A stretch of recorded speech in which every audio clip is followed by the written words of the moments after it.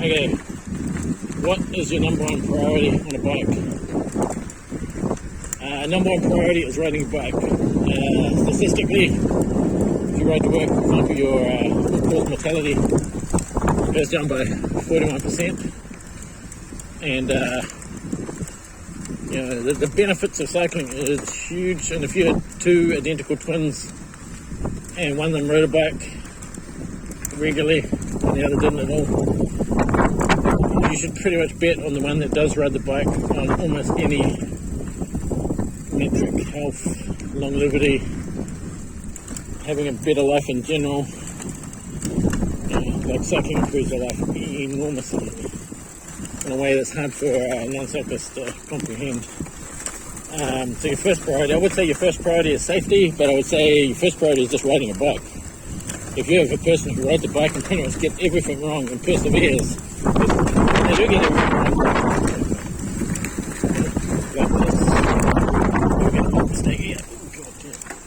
See? When they do get everything wrong.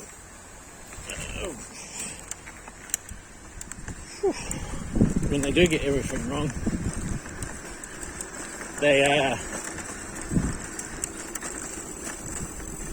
they still are going to be better off, and if they persevere and learn from their mistakes, and don't get maimed, injured to the point where they can't or killed, then you're just going to be way better off in life than if you don't. So that's your first number one priority. Just ride and persevere and learn from your mistakes and try to improve.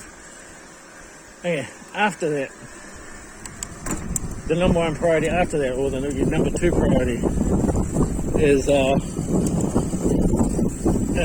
safety. So the worst thing generally is getting hit by a car, truck, or a motorcycle, right? But you can really screw yourself up. My father crashed a bike and he cracked his helmet, got a concussion, broke his clavicle, his scapula, broke his rib in 4 locations, punctured his lung in 2 locations, and cracked a vertebrae. And he was just going downhill. So generally when you crash on a bike, let's talk crashes without involving cars, trucks, and motorcycles, but just general bicycle crashes. Generally when you crash on a bike, you tend to crash at almost 0 kilometers an hour or at relatively high speed. Now, 0 kilometer an hour crashes or sub 10 kilometer an hour crashes, they're annoying and you can get injured, but I'll talk about them. But the ones that are likely to kill you are going to be the high-speed downhill descents. That's what he was doing. He was going gung-ho on the downhill. Now, if you're racing downhill, how do you remain safe? Well, the first thing is you don't do 100% effort. You can dial it back to like 90% effort, 95% effort.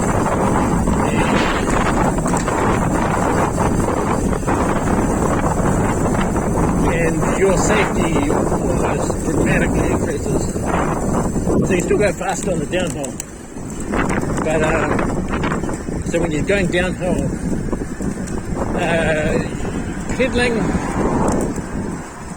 pedaling makes sense in the beginning to accelerate up to speed, but don't waste your effort pedaling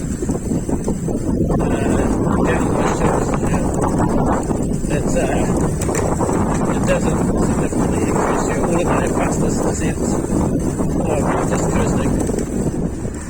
And so pedaling doesn't make much sense. Concentrate on your line. So first of all, you want to have lights so you don't interact with cars, get hit by a car coming another way. But let's just talk about just not crashing in general. Don't go full gas downhill. Dial it back a bit. Concentrate on your line. So if you're coming to a left-hand corner, you should come in from the right. Now use a mirror. Now the reason why you should mirror is so you can see, so you can get out into the road. So when you're going down up a hill, you hug the side like here, right? So you're hugging the left-hand side. But when you're going down a hill, you want to use the whole road, but you need to jump out into traffic. Or see if there is any traffic so you can jump out. This is where a mirror comes in handy. So once you're going downhill, you then want to get the best line. You just want to dial it back a little bit. So dial it back a little bit. Don't concentrate on pedaling your ass off. That's not what you should be doing. And don't do 100% intensity, especially like pedaling downhill. If you can get within the top 10% or 5% of the downhill Strava segment, you're pretty much good enough. Getting that last little bit is like it's not worth it. There's no benefit. You're not getting paid for it. So, for example, I have a Strava segment and I got to 4th out of the 200 people, and to jump from 4th to 2nd, I'd have to improve by about 2 or 3 seconds. But to jump up to 1st, I'd have to get 6 seconds faster, which means I'd have to run like a maniac.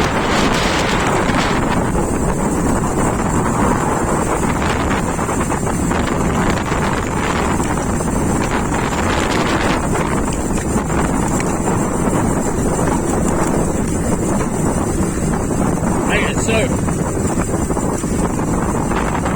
on the downhill, dial it back in, that's where you're likely to get killed in a situation.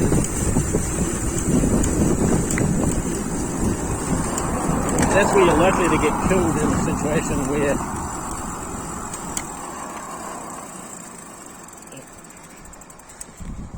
you're not involved in other traffic incidents. I knew a guy who went to Croatia, and I didn't know he was into cycling before I found out that he died. He got killed on the downhill, going down that hill, I think it was. That's what I heard. And like my father, he's smashed himself up pretty bad. So that's your downhill. And the second, once you're over that, your next priority is not getting hit by a car, and that comes down to running lights. Studies have shown that running lights in the daytime improve your visibility by about 20%. By the Danish government and Bontrager have done separate studies, and they're about 22%. I might be running out of time on my phone. Let's see how it goes. 20 past 8 minutes. Oh, here we are. Okay. So, yeah, then you run daylight lights, front and rear, day and night. Now it's kind of obvious, been lit up, and also wear bright clothes and bright helmet. This is not it's just bright. Yeah, bright clothes and bright helmet. Make it easy. This lights up. And when you talk about clothes, this is good for, the sun's up, the sun's just come up. But this jacket's reversible. So the other side of the jacket is silver. And so that's kind of what you want. You want reversible, or you want ones which have two components on the same side. And when you're running at night, so don't try and run this colour at night. This colour will not show up in the middle of the night, even with car lights and street lamp.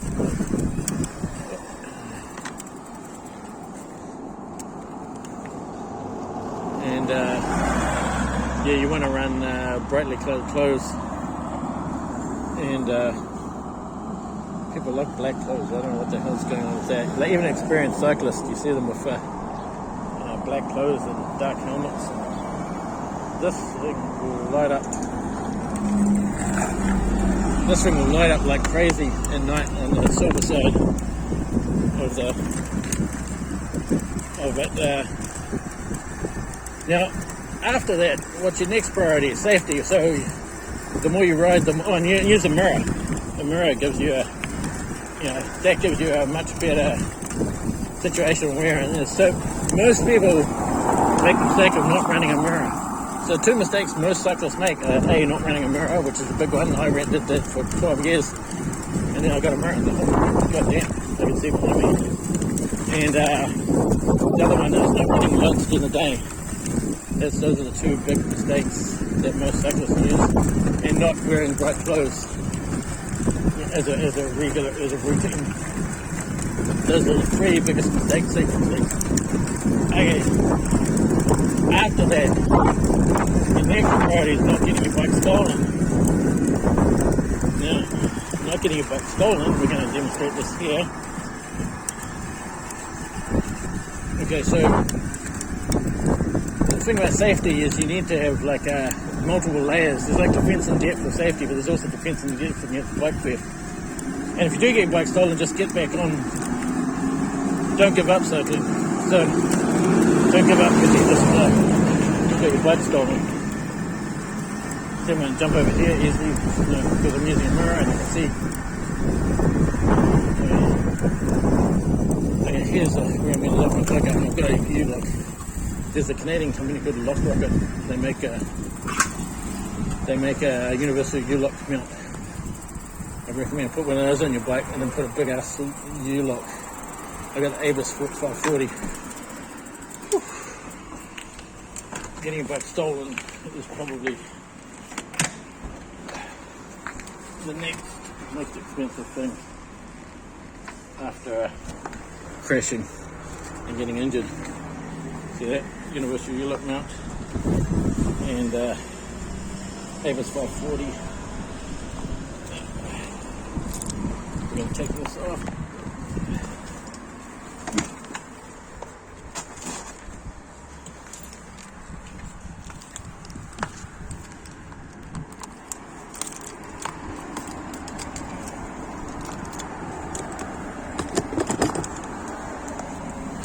There's no such thing as theft proof, but a lock like that makes a big difference, so it's the next priority. Okay.